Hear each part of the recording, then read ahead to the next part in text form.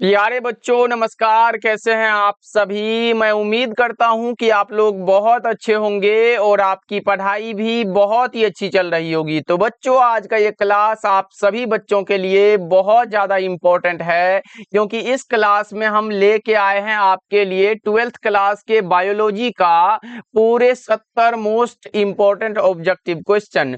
और साथियों ये सारे प्रश्न आपके बोर्ड एग्जाम में कई बार लगातार पूछे गए हैं। तो आज के क्लास को बिल्कुल ध्यान से देखिएगा और इस क्लास में दिए जाने वाले सभी प्रश्नों को आप लोग अच्छे से याद भी करते चलिएगा। ओके जी, चलिए फिर क्लास को स्टार्ट करते हैं। सभी बच्चे हमारे साथ आंसर को भी लगाते चलिएगा, जिससे कि ये सारा प्रश्न आपको क्लास में अच्छे से याद हो जाए। बच्चा पार्टी आप समझ सकते हो कि ये प्रीवियस ईयर क्वेश्चन है, यानी कि पिछले कई वर्षों से लगातार पूछे जाते हैं ऐसे प्रश्न। तो इस क्लास को बिल्कुल ध्यान से देखिएगा। ओके, देखिए पहला नंबर सवाल है, बताना है आपको कि पैरामीशियम में किस प्रकार का द्विविखंडन होता है। एग्जाम में पूछा गया प्रश्न है और आप लगा के चलोगे सर इसमें अनुप्रस्थ द्विखंडन होता है। कैसा होता है बच्चों? अनुप्रस्थ द्विविखंडन होता है। ऑप्शन नंबर बी आपका बिल्कुल करेक्ट हो जाएगा। सभी बच्चे लगाते चलिए आंसर और लास्ट में बताइएगा 70 में आप कितना सही कर पाते हो। ओके,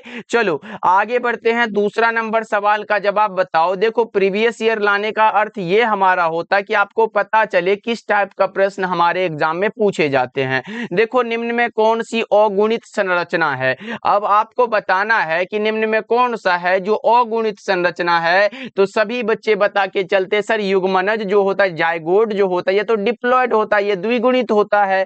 तो अंडाणु क्या होता है? अंडाणु हैप्लॉयड होता है और युग्मक भी तो हैप्लॉयड होता है, यानी कि बी और सी हमारा ऑप्शन सही है। ऑप्शन डी हमारा बिल्कुल ही सही हो जाएगा। बच्चों अच्छे से याद करते चलिएगा, जो भी प्रश्न अलग से बताएंगे वो भी अपने आप में एक क्वेश्चन हो सकता है। ओके चलो तीसरा नंबर सवाल देखो, इनमें किसे बंगाल का आतंक कहा गया? सर वही है ना जो कि 8 माह में 65,000 से अधिक पौधे उत्पन्न करते हैं। बिल्कुल बच्चों वही तो जलकुंभी है। ऑप्शन नंबर बी बिल्कुल करेक्ट आंसर हो जाएगा, जिसे टेरर ऑफ बंगाल कहा जाता है, यानी कि बंगाल का आतंक कहा जाता है। ओके चलो आगे बढ़ते हैं। फोर्थ नंबर सवाल देखो, मध्य चक्र पाई जाती है। मध्य चक्र बच्चों गाय में, भेड़ में, कुत्ता में, बिल्ली में, भैंस में, ये सब में होता है। तो आप लगा के चलोगे इनमें से सभी ये सब में क्या होता है? मध्य चक्र पाया जाता है। और अगर पूछे ऋतुस्राव चक्र बच्चों, आप लगाओगे मानव, बंदर और चिंपैंजी। ये 3 एग्जांपल मोस्ट रिपीटेड क्वेश्चन है बच्चों। ओके चलो नेक्स्ट बता दो आप लोग क्या होगा। पांचवा नंबर सवाल है, स्तनधारियों में निषेचन होता है।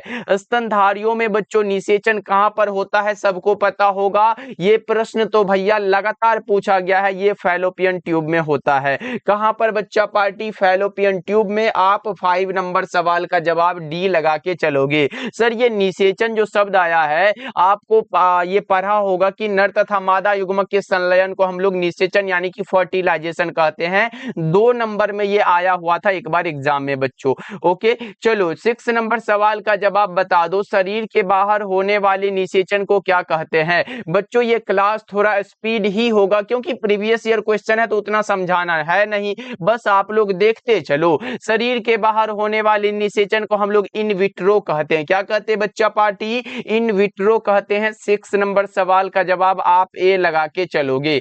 बताओ जल्दी से, अगैब में वर्धी प्रजनन होता है किसके द्वारा?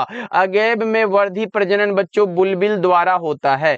अगैब में वर्धी प्रजनन बुलबिल द्वारा होता है। 7 नंबर सवाल का जवाब आप ए हो जाएगा। ओके चलो नेक्स्ट जवाब जल्दी से बता दो। ये रहा प्रश्न आपके सामने, आवृत बीजी पौधों में निम्नलिखित में से किस कोशिका के विभाजन के पश्चात 2 नर युग्मक बनते हैं? आप लगा के चलोगे सर वो जनन कोशिका होता है। क्या होता है बच्चों? जनन कोशिका होता है। ऑप्शन बी आपका सही हो जाएगा। चलो 9 नंबर सवाल का जवाब जल्दी से बता दो। घास के बीज में प्रशल्क जो होता है, जिसे कौन सा स्कुटेलम कहते हैं, वो क्या होता है बच्चों? ये बताओ। घास घास के बीज में प्रशल्क या फिर स्कुटेलम को हम लोग क्या कहते हैं, सबको पता होना चाहिए सर, उसे हम लोग बीज पत्र कहते हैं। क्या कहते हैं, बीज पत्र कहते हैं। ऑप्शन नंबर बी बिल्कुल करेक्ट हो जाएगा। चलो नेक्स्ट बता दो, पिस्टिलेट शब्द का प्रयोग किसके लिए किया जाता है, ये आपको याद रखना है, ये होता है एक लिंगी स्त्री पुष्प के लिए। किसके लिए बच्चों, एक लिंगी स्त्री पुष्प के लिए, ये भी ध्यान में रखना है। कभी कभी ऐसा दे देगा एक लिंगी पुरुष पुष्प के लिए, तो वो नहीं होता है, एक लिंगी स्त्री पुष्प के लिए है। आप 10 नंबर सवाल का जवाब बी लगाओगे। चलो नेक्स्ट बता दो आप लोग क्या होगा। 11 नंबर सवाल है, स्त्री दल चक्र पुष्पों में बना होता है, तो ये स्टिग्मा से भी बना है, स्टाइल से भी और ओवरी से भी। उपरोक्त सभी आपका करेक्ट आंसर हो जाएगा। क्या होगा बच्चों, 11 नंबर सवाल का जवाब आपका डी हो जाएगा। चलो नेक्स्ट बता के चलो, वायु परागण किसमें नहीं होता है। वायु परागण तो घास में, मक्का में, गेहूं में, धान में, ये सब में होता है। सेल्विया में वायु परागण नहीं होता है बच्चों, सेल्विया में वायु परागण नहीं होता है। तो होता कौन सा है बच्चों, सेल्विया में क्या होता है पता है ना, इसमें होता है कीट परागण। कौन सा परागण बच्चा पार्टी, ये कीट परागण होता है। ये बात आप ध्यान में रख के चलोगे। और बच्चा पार्टी, अगर आपको ये क्लास पसंद आ रहा है तो एक बार सभी बच्चे क्लास को लाइक भी करते चलिएगा, तो पढ़ाने में और अच्छा लगेगा। ओके, तो जितने साथी एक बार जुड़े हुए हो हमारे साथ, एक बार क्लास को सभी बच्चे लाइक कर लीजिएगा। ओके, चलो नेक्स्ट बता के चलिएगा आप लोग। 13 नंबर सवाल है, इनमें कौन सा फल है जो कूट फल है। कूट फल सेब होता है। इनमें कौन सा फल बच्चों कूट फल है। हमारे साथ बोलते चलो, तभी तो क्लास में याद हो पाएगा ना। तो सभी बच्चे को बोलते चलना है। जैसे ही मैं क्वेश्चन आपके सामने दूं तो आप पढ़ना स्टार्ट करो। ओके, चलो नेक्स्ट बताओ आप लोग। 14 नंबर सवाल का जवाब क्या होगा। भूमि फलनी फल कौन सा होता है। भूमि फलनी फल जो होता है बच्चों, वो मूंगफली होता है। भूमि फलनी फल जो होता है वो मूंगफली है। ऑप्शन नंबर बी आपका सही हो जाएगा। चलो नेक्स्ट नंबर सवाल देखो, भ्रूणकोश की सेंट्रल कोशिका कौन सी है। द्वितीय केंद्रक हो जाएगा। भ्रूणकोश की सेंट्रल कोशिका हमारा द्वितीय केंद्रक है। 15 नंबर सवाल का जवाब आप बता के चलोगे, बी हो जाएगा। चलो नेक्स्ट बताओ आप लोग क्या हो जाएगा। भारतीय आवृतबीजी भ्रूण विज्ञान के जनक कौन है। मोस्ट इंपोर्टेंट क्वेश्चन है, बताओ जल्दी से बच्चों, भारतीय आवृतबीजी भ्रूण विज्ञान के जनक कौन है। 16 का जवाब आप भी बता रहे हो कि सर वो पी महेश्वरी यानी कि पंचानन महेश्वरी होता है। ओके बच्चों, अच्छा ये बताओ तो द्विनिषेचन की खोज किसने की थी। ये बताओ, ये इंपॉर्टेंट है बच्चों, द्विनिषेचन की खोज किसने की थी। तो आप बता के चलोगे सर ये नवाज़ुद्दीन साहब ने किया था। इसी प्रकार अगर सिर्फ निषेचन पूछे बच्चों तो क्या लगाओगे। अगर आपसे निषेचन पूछे तो आप लगा के चलोगे सर ये होता है कौन सा बच्चों, जल्दी से लगा के चलो। आप लगाओगे सर स्ट्रासबर्गर हो जाता है। स्ट्रासबर्गर ये खाने वाला बर्गर नहीं है, ये किसी व्यक्ति का नाम है जिन्होंने निषेचन शब्द दिया है बच्चों। और द्विनिषेचन का खोज नवाज़ुद्दीन ने किया था। और भारतीय आवृतबीजी भ्रूण विज्ञान के जनक कहे जाते हैं पंचानन महेश्वरी। ओके, चलो नेक्स्ट बता के चलो आप लोग। एक प्रारूपिक आवृतबीजी भ्रूणकोश प्रायः कैसे होते हैं। एक प्रारूपिक आवृतबीजी भ्रूणकोश बच्चों प्रायः कैसे होते हैं, आप बता के चलोगे। ये 7 कोशिकीय होता है। सर कैसे होते हैं, 7 कोशिकीय। ऑप्शन नंबर डी आपका सही हो जाएगा।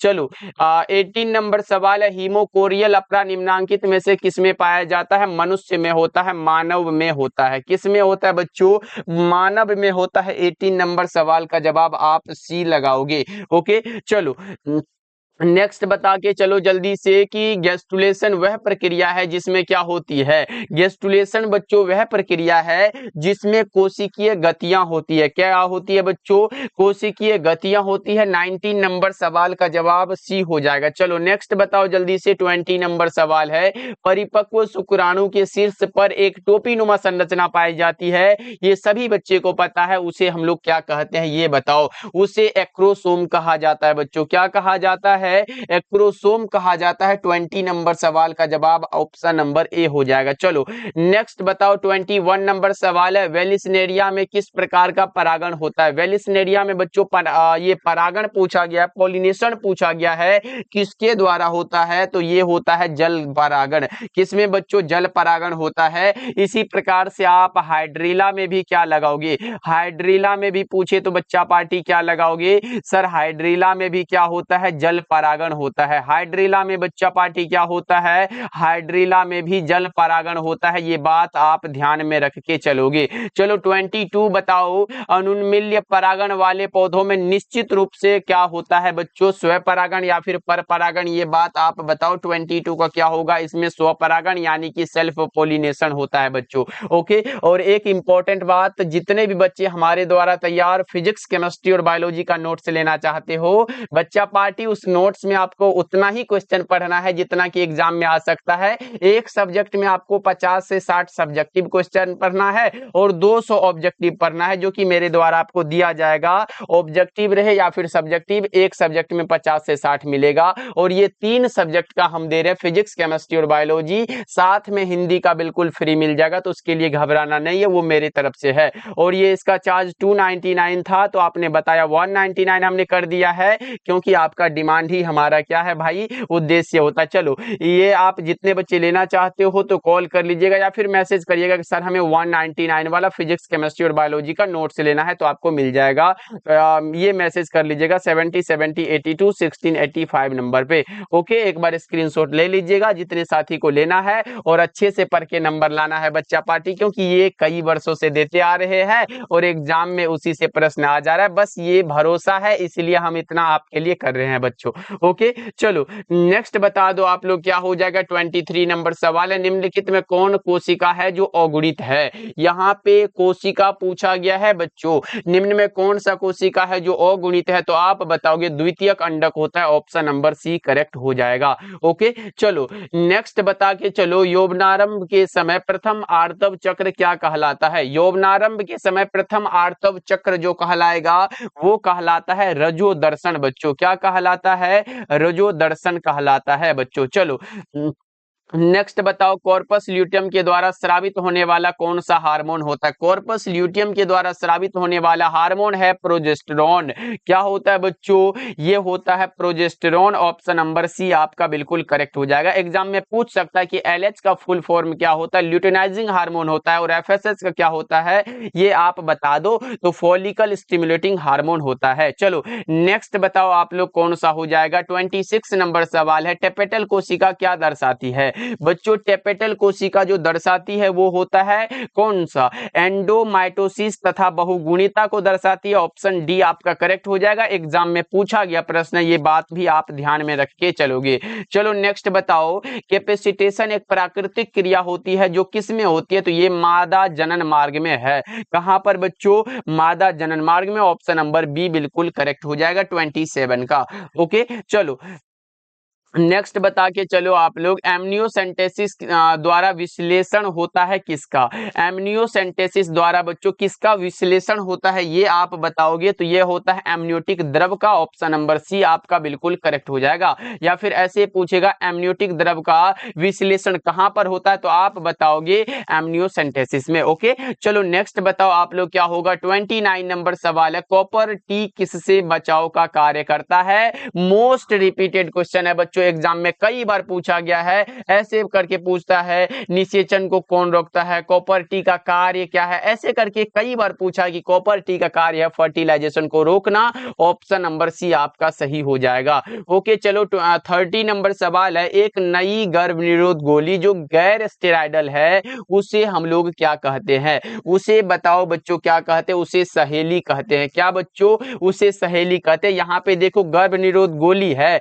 वो साथ में घूमने वाली सहेली नहीं है बच्चों, ऑप्शन सी आपका बिल्कुल करेक्ट हो जाएगा। चलो नेक्स्ट बताओ आप लोग, 31 नंबर सवाल है, एक शुक्राणु को सीधा अंडाणु में प्रवेश कराने की कौन सी विधि होती है। एक शुक्राणु को सीधा अंडाणु में प्रवेश कराने की विधि है ICSI, यानी कि बच्चों कौन सा, इंट्रासाइटोप्लाज्मिक स्पर्म इंजेक्शन होता है। एग्जाम में आ सकता है ना बच्चों, आप लिख लो इंट्रासाइटोप्लाज्मिक स्पर्म इंजेक्शन। ओके, चलो नेक्स्ट बताओ आप लोग, क्या हो जाएगा। 32 नंबर सवाल है, जन्म नियंत्रण की सर्वाधिक उपयुक्त विधि कौन सी है, ये भी आप लगा पाओगे सर, बांध्याकरण होता है। क्या होता है, ये हमारा बांध्याकरण करेक्ट हो जाएगा। चलो नेक्स्ट बताओ, मादा में मुख्य गर्भ निरोध किसे रोकती है? मादा में बच्चों मुख्य गर्भ निरोध जो है ये किसे रोकती है? तो ये अंडोत्सर्ग को रोकती है।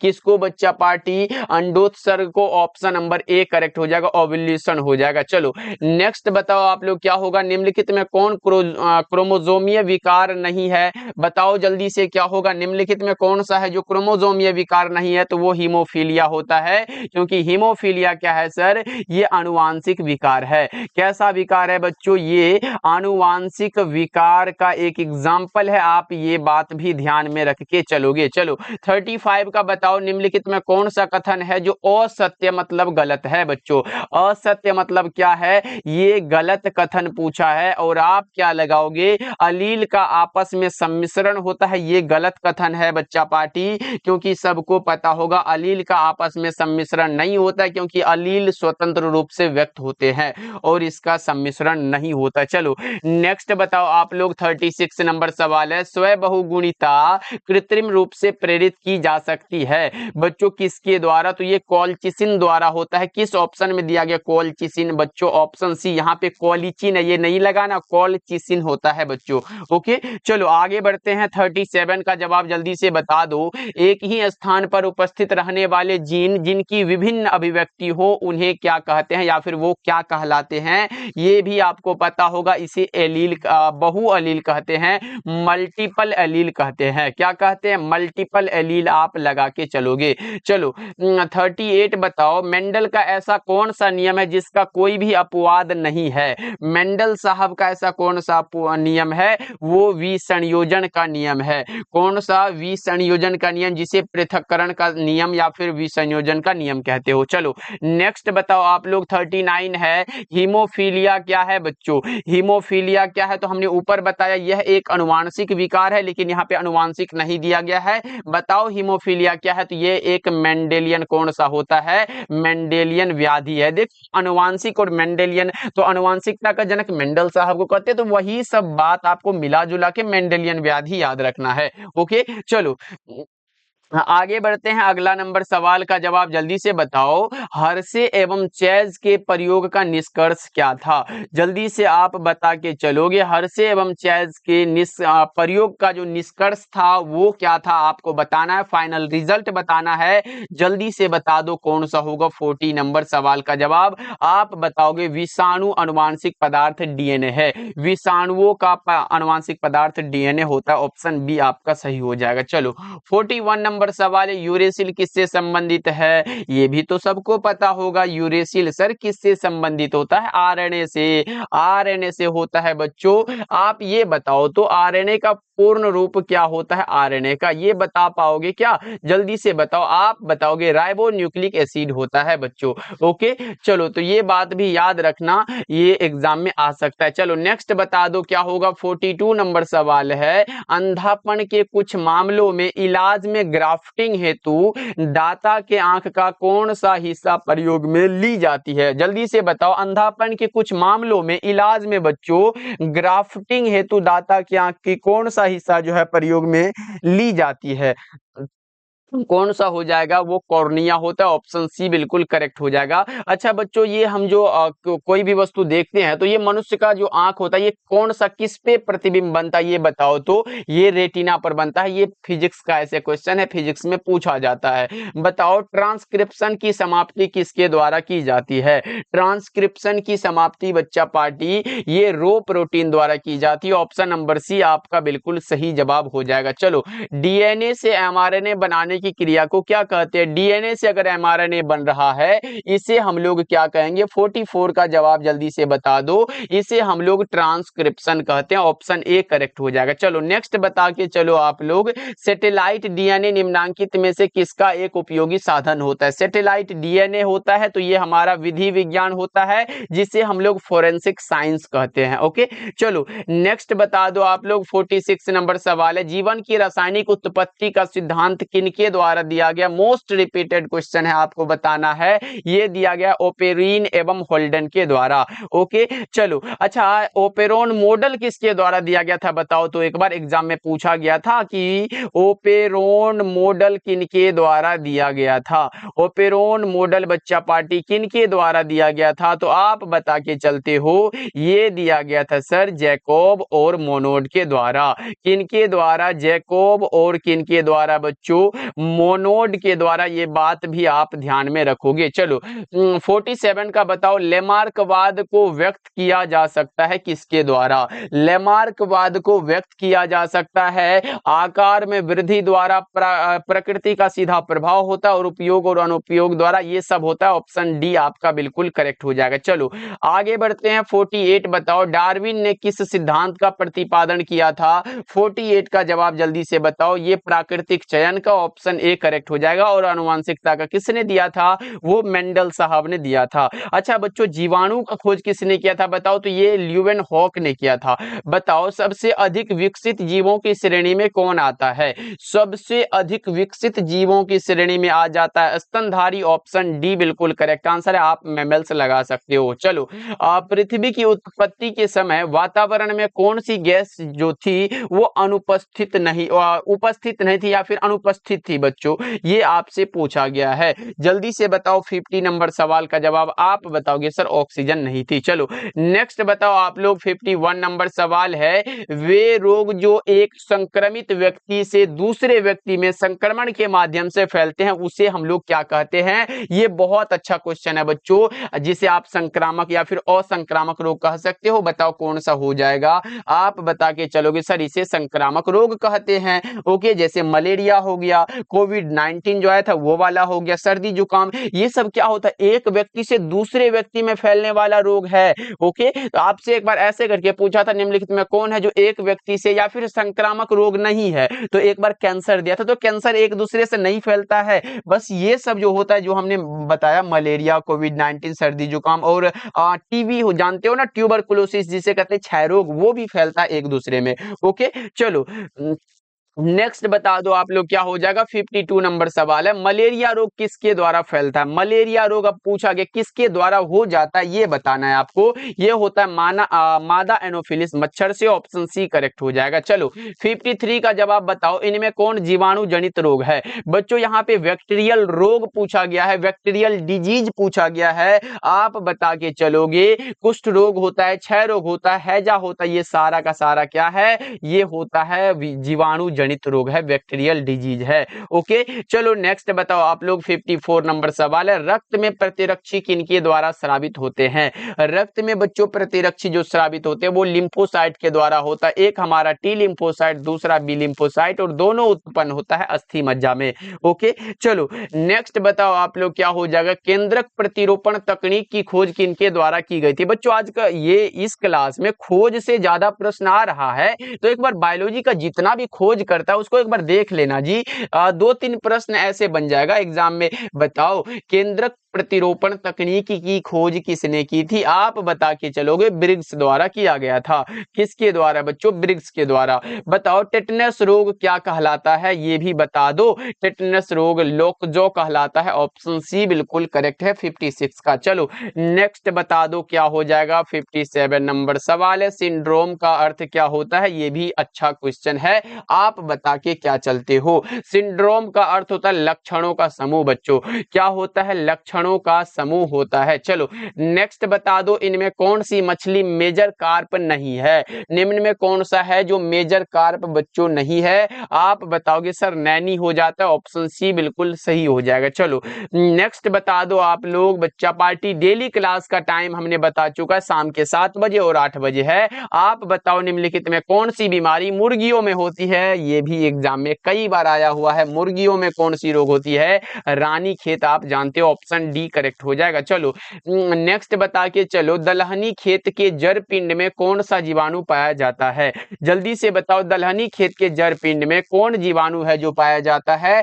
आप बता के चलोगे राइबोजियम हो जाएगा। ऑप्शन नंबर ए करेक्ट हो जाएगा। और ये एक क्या है बच्चों? जीवाणु है। चलो नेक्स्ट बता के चलो 61 है, गोबर गैस प्लांट में कौन सा जीवाणु प्रयुक्त होता है? गोबर गैस प्लांट में बच्चों कौन सा जीवाणु होता है? मेथेनोजेंस होता है। ऑप्शन नंबर डी करेक्ट हो जाएगा। 62 का जवाब जल्दी से आप लोग लगा दो, क्या होगा? निम्नलिखित में से किस विधि से पुनर्योगज डीएनए को सीधे जंतु कोशिका के केंद्रक में अंतक्षेपित किया जाता है? जल्दी से आप बताओगे कि निम्नलिखित में से किस विधि से पुनर्योगज डीएनए को सीधे जंतु कोशिका के केंद्रक में अंतःक्षेपित किया जाता है? 62 का बताओ। आप बता के चलोगे सर वो सूक्ष्म अंतःक्षेपण होता है। ऑप्शन नंबर डी बिल्कुल करेक्ट हो जाएगा। ओके चलो नेक्स्ट बता के चलो आप लोग। 63 नंबर सवाल है, निम्नलिखित में कौन सा प्रतिबंधन एंजाइम नहीं है? निम्न में कौन सा है जो प्रतिबंधन एंजाइम नहीं है? पैक्टिनेज होता है। क्या होता है? Pectinase. Option number D correct हो जाएगा। आगे बढ़ते हैं, अगला बता के चलो। गोल्डन राइस में किस विटामिन को स्थानांतरित किया गया है? वो होता है विटामिन ए। कौन सा बच्चों? विटामिन ए होता है, जिसका केमिकल नाम आप बता के चलते हो रेटिनोल होता है सर। और रेटिनोल से रतौंधी हुआ। ये विटामिन ए की कमी से कौन सा रोग होता है बच्चों? रतौंधी वाला रोग होता है। ये बात भी आपको बहुत अच्छे से पता होगा। चलो बता दो, एलिसा का प्रयोग किन बीमारियों के पहचान में किया जाता है बच्चों? जल्दी से बताओ। एलाइजा जानते हो ना, ELISA। इनका प्रयोग किन बीमारियों के पहचान में किया जाता है? 65 का बताओ। ये होता है हेपेटाइटिस के पहचान में, एड्स के पहचान में, थायराइड के पहचान में, इनमें से सभी। 65 का आप डी लगा के चलोगे। चलो 66 का जवाब जल्दी से बता दो। रामदेव मिश्र का नाम किस क्षेत्र में अनुसंधान से जुड़ा है?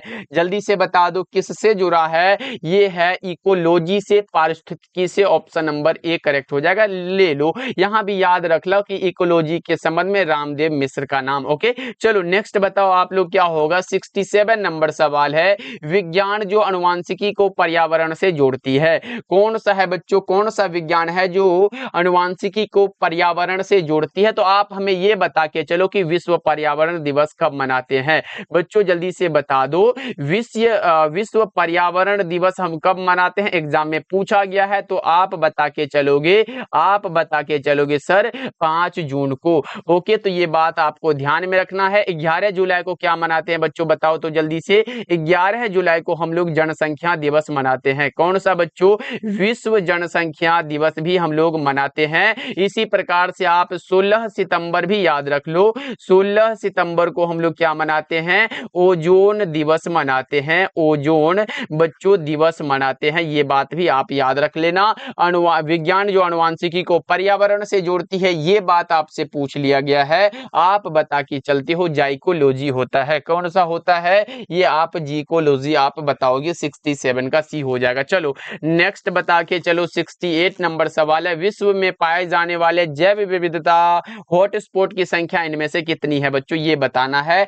आप भी बता के चल रहे हो कि सर ये 34 है। ऑप्शन सी करेक्ट हो जाएगा। चलो नेक्स्ट बताओ आप लोग। 69 नंबर सवाल है, प्रदूषण जो अम्ल वर्षा कराता है वो तो हमारा SO2 और NO2 होता है। कौन सा होता है? SO2 और NO2 होता है। ऑप्शन ए करेक्ट हो जाएगा।